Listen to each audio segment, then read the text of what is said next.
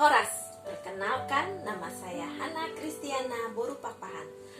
Hari ini saya akan mengikuti lomba membuat renungan dalam rangka Parheon Paropuan HKBP Pasar Minggu tahun 2021. Saya mengucapkan selamat Parheon Paropuan HKBP Pasar Minggu. Semoga semakin kompak, semakin jaya dalam melayani di gereja HKBP Pasar Minggu. Shalom semuanya. Renungan hari ini diambil dari Yohanes 15 ayat 16. Mari kita membacanya. Bukan kamu yang memilih aku, tetapi akulah yang memilih kamu, dan aku telah menetapkan kamu supaya kamu pergi dan menghasilkan buah, dan buahmu itu tetap, supaya apa yang kamu minta kepada Bapa dalam namaku diberikannya kepadamu. Firman Tuhan ini merupakan percakapan terakhir Tuhan Yesus bersama dengan murid-muridnya dalam perjamuan makan yang terakhir, yaitu tepat di malam Paskah sebelum Tuhan Yesus menyerahkan dirinya, ditangkap di Taman Getsemani dan disalibkan pada hari Paskah.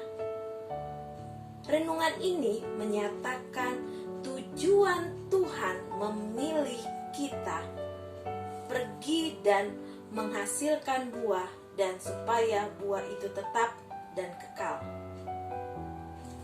Ada sebuah ilustrasi di sebuah kerajaan. Seorang raja memerintahkan para pegawainya untuk memilih 10 anak muda untuk bekerja di istana. Tentunya dengan kriteria sebagai berikut. Yang pertama, orang yang tangguh. Yang kedua, tidak mudah menyerah.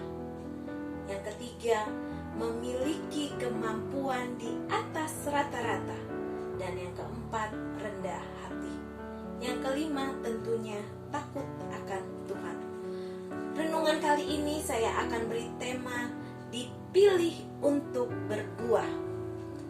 Arti kata dipilih dikhususkan. Ada nilai plus dari orang yang dipilih, sesuatu yang dianggap sesuai dengan kriteria. Seperti ilustrasi cerita saya tadi. Seorang raja memilih pegawai yang bekerja di istananya.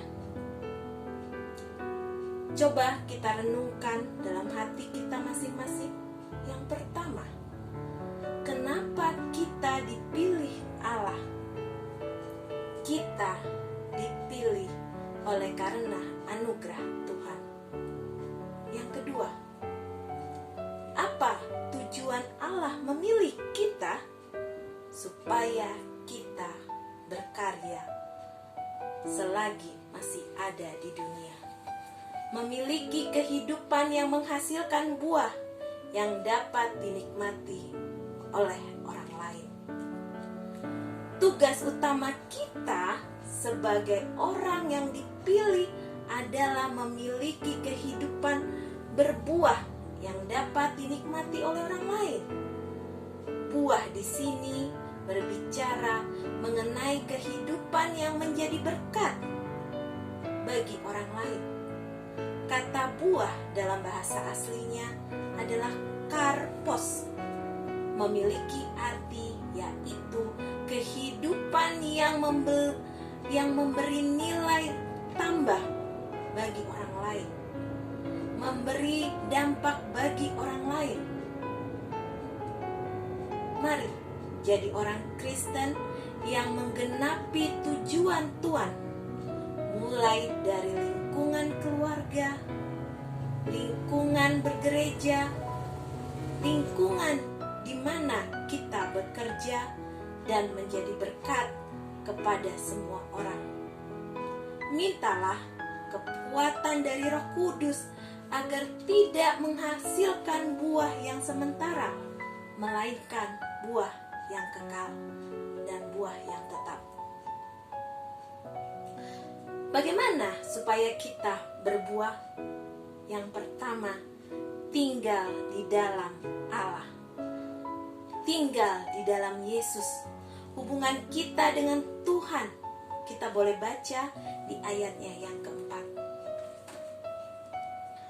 Tinggallah di dalam aku dan aku di dalam kamu, sama seperti ranting tidak dapat berbuah dari dirinya sendiri kalau ia tidak tinggal pada pokok anggur. Demikian juga kamu tidak berbuah jikalau kamu tidak tinggal di dalam aku. Tinggal di dalam perintah Tuhan. Hidup intim dengan Tuhan. Misalnya, adakan saat teduh pribadi atau bersama keluarga setiap hari. Bangun mesbah doa dalam keluarga kita.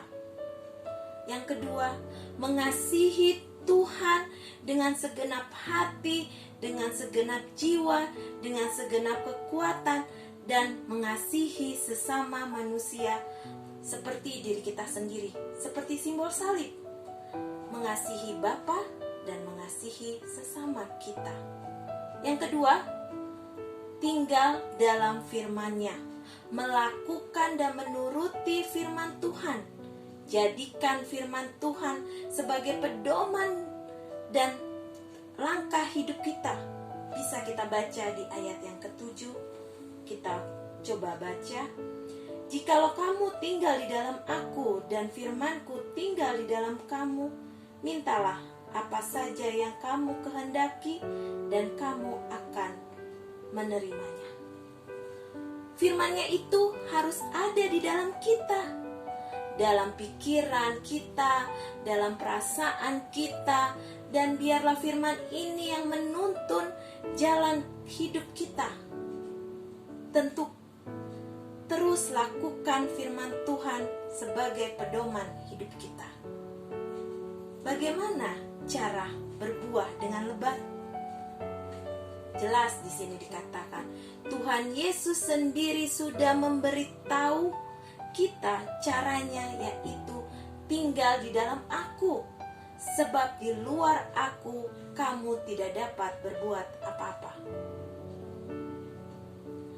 Emas dan perak Tuhan yang empunya.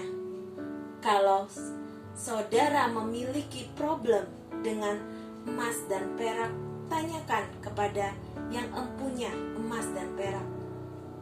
Saya percaya kalau saudara bertanya kepada yang empunya, pasti dia akan menjawab. Sebagai refleksi buat kita, ada dua.